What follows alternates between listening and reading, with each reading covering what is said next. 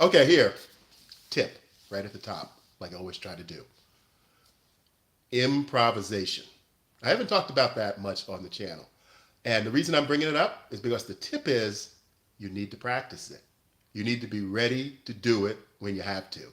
So you have to be on your toes. You have to have that ability to improvise.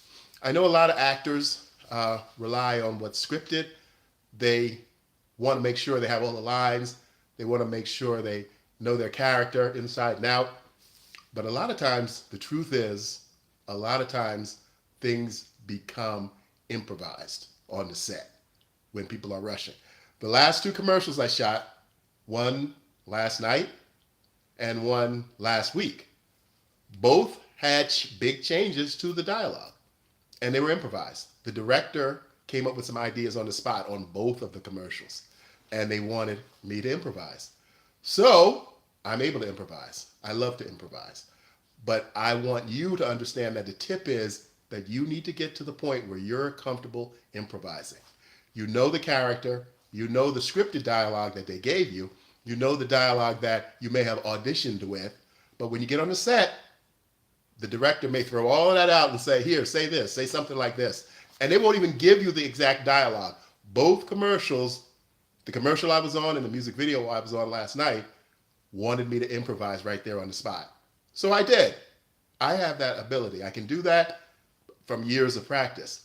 So you need to start thinking about if you're not good doing improvising, if you're not good improvising, you need to learn about it. Watch some videos on improvising, get some friends together who are actors, and start doing some improvising of dialogue.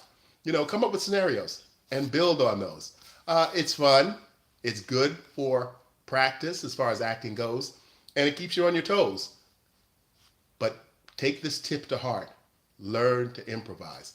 Learn to think on your feet and create dialogue at the drop of a hat.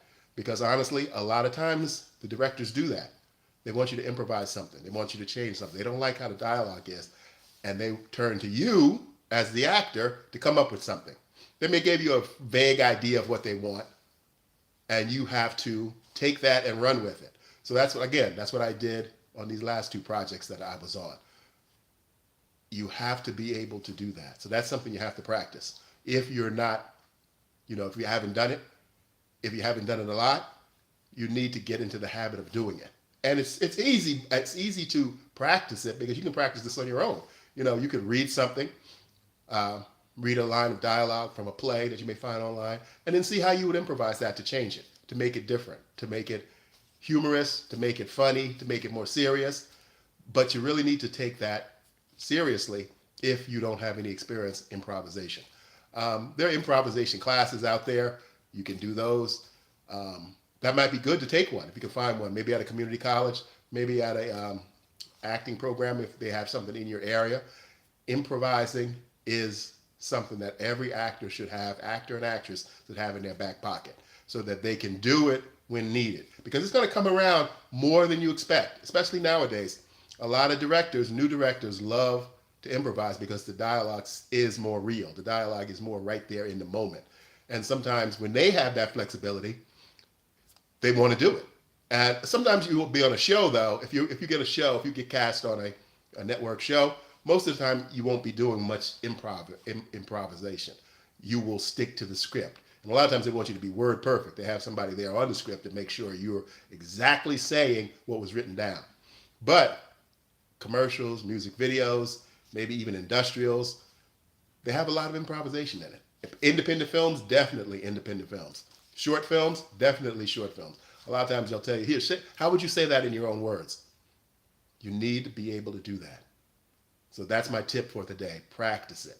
Practice improvising. Maybe get together with a couple of actors and you guys pick out a scene or some dialogue and just do some improv. Make it fun. It can be comedy, it can be serious, but get used to doing it. Get used to thinking that way because you will be put on the spot. You will be put on the spot.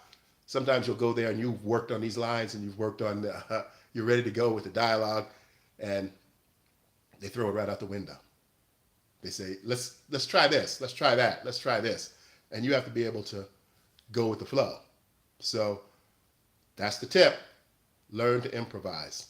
Practice to improvise because you will be given the opportunity. Maybe you won't want it because the dialogue that was written, that you rehearsed, is really good. And that's happened to me many times. Great dialogue that I worked on, and I was happy to do it. I wanted it on my reel. And all of a sudden they get there and they say, you know what? Let's don't say that. Say this. Try that. So that's how it goes. That's part of the business. You have to be flexible. That's what I'm trying to say. You have to be flexible and have that ability to twist when you need to dodge, twist, shift, go with the flow, and be able to improvise. Okay, so what I wanted to talk about today, I mentioned that last night I didn't leave the set until probably like 12:30. I still had to sign when I got to the set. I still had to sign another non-disclosure agreement. I guess they want to keep this artist under wraps, but I found out who it was, the big artist. If I said his name, you would all know him. And he was a nice guy. So once I can talk more about it, I will. But again, on the set, that's what happened to me last night. That's what made me think about giving you that tip about improv. Now, they had scripted dialogue. And when I got to the set and I started talking about the dialogue with the director, I realized he didn't even know that there was scripted dialogue for the audition. He must have thought this was dialogue that the actors came up who were auditioning for him. And I got some great feedback from the producer.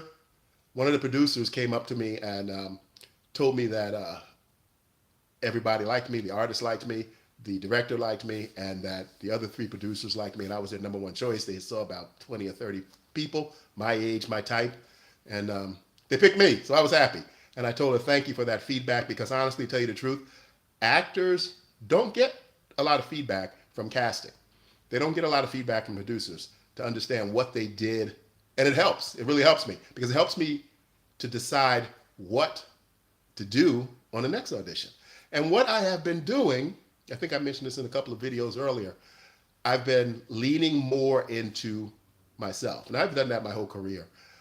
But now I'm even starting to do it more now that I'm older. Because when they see my picture, they see my age, they see the type I am, and if they're calling me in, this is what they're looking for. And hopefully it is. And if I deliver based on the real me, and you guys see the real me here on YouTube, I'm not doing any kind of character. This is me. This is who I am. And a lot of times in these auditions, that is helping me now. Not trying to think about what the character would do. What the character would do if this happened with the character. No. And I've been doing it for years, but sometimes I get caught up like every actor does, trying to figure out, going too deep into the character for the audition. That's for later. That's for later once you have the role. Then you can read the whole script, you can analyze the character, you can find out details, you can talk to the director, find out what their vision is for the character, and then you can mold it into more that fits the script. But in the audition, you are the director. You are the producer, and you're the talent. So I always tell people, mold the character into yourself based on you so that you can bring a real three-dimensional character to life that no one else is going to bring to life because no one else is you. So use yourself. Sometimes it'll work, sometimes it won't. I've done this for many years, over 35 years, and sometimes what I bring that's really me and I mix in with the character doesn't work. And that's the choice you take. But sometimes if the character is something obvious and you can see it and it's written and it's in the description, they tell you what, they'll give you some notes about the character, how their delivery is. So it'll give you a lot of notes sometimes. But most of the time it's going to be left to you, the actor or actress, to bring that character to life. And the easiest way to do it is base it on yourself or someone you know very closely, that you know the ins and outs. But I always use myself because they're calling me in based on my photo, based on the past work that I've done. Hopefully they looked at my reel and they see the different characters I've played. They see how I deliver those characters. They see how I talk, how I look, my expressions, and they like what they see. So they want to see more and see if I can be the character that they want me to be. But again, in the audition, blend it into yourself. Give it a try a few times. Don't try to play a character. Take what the character is doing in the script, in the audition part, and imagine that that happened to you or that's happening to you. How would you respond? Again, show them the best of you. Show them the best of you. You're unique. You're interesting. You're different than everybody else that's sending in the auditions. And you have to shoot your shot, you know. But give them the best of you. Blend yourself in with the character. And keep that in mind. I got a little message up here. I think my battery is running low. But I'm going to end this now because I don't want to run out in the middle. But again, go to my channel. Check out my playlist. I have a lot of content there. I mostly talk about acting, directing, and editing. And I'm sure you'll find something there you like. Thanks for stopping by. I'm going to end this abruptly because I think that message was saying my battery's running low. I can't really see it. But I will be back again tomorrow. And I thank you again always for stopping by. And I will see you in the next one.